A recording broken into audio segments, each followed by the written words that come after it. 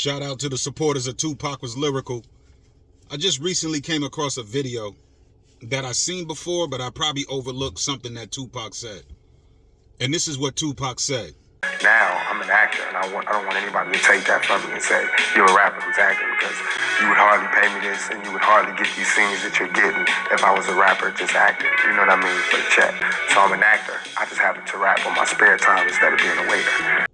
So my thing is, Tupac admitted that he's an actor first and a rapper second. Now, that just makes it even more grand, because that goes to show you that although Tupac took hip-hop seriously,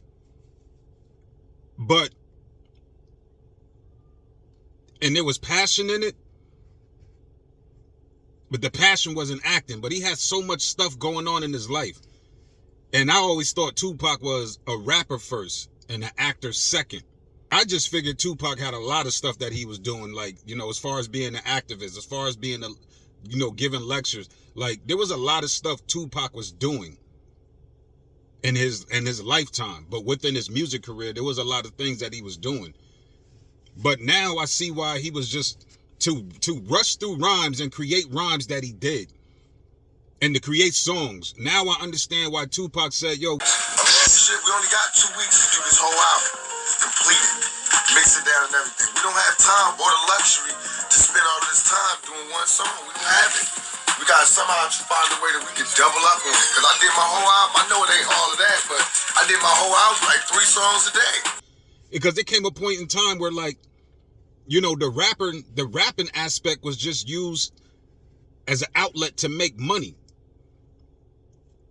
So when he says, you know, we ain't got time to be sitting in the studio worrying about this, worrying about that, and when he just started rushing through songs, just putting it out there, it was reflective of Tupac. It's like, yo, this is not something I really want to be doing anyway. So for that, that's just amazing to me, because he was still dope at what he did. So I always said, just imagine if Tupac took his time writing rhymes. So now we see that it's not just the fact of Tupac was rushing through rhymes. It was like, it's not really something that it's basically like, it's not really something that Tupac wanted to do, but he did it because it made money. It fed families, paid bills, bought homes, gave people careers. But acting was something that he wanted to do. I remember he wanted to do a movie about Nat Turner. I would have loved to see that, Tupac portraying that role or even writing the script. This is why now I understand the passion of why Tupac felt the way he felt in Menace to Society, when he didn't understand why the character Sharif would do certain things. And 30 years later, when one of the Hughes brothers made the documentary Dear Mama, he finally admitted that Tupac was right about the character. He finally admitted that Tupac was right about the character. This is why when you see a movie like Juice, how Tupac took that role so seriously, how it was passion within that. And that right there solidified him as an actor. And another great character, because a lot of people like Michael Jai White and others, they believe Tupac was just acting out this thug persona. When he did Poetic Justice, he didn't really display a thug. He was a worker. And he was a father. A responsible father at that. He wasn't even out there hustling. But he showed depth in that character. Then you got Above the Rim. The character Birdie was a dope character that he displayed.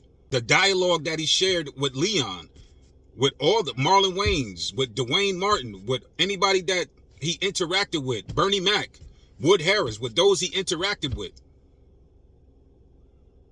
And then one of his best roles would be Gridlock, when he played the heroin addict. I just find it amazing that Tupac considered himself an actor first and a rapper second. And if he was really about this rapping career like most of these people are, he would have definitely been a problem. This is why Tupac never bragged about being the best rapper. He always talked about being the realest person. This is why Tupac always said, like, yo, listen to what they saying and tell me if it's real. Hold us accountable. So if he was going to do the rapping, it had to be real. It had to be truthful. It had to be honest. It had to be about something. So it's crazy. I'm going to end it off right here. So it's crazy. You know, my favorite rapper of all time, my favorite MC of all time, my favorite artist of all time, my nigga Tupac was acting like he's a rapper.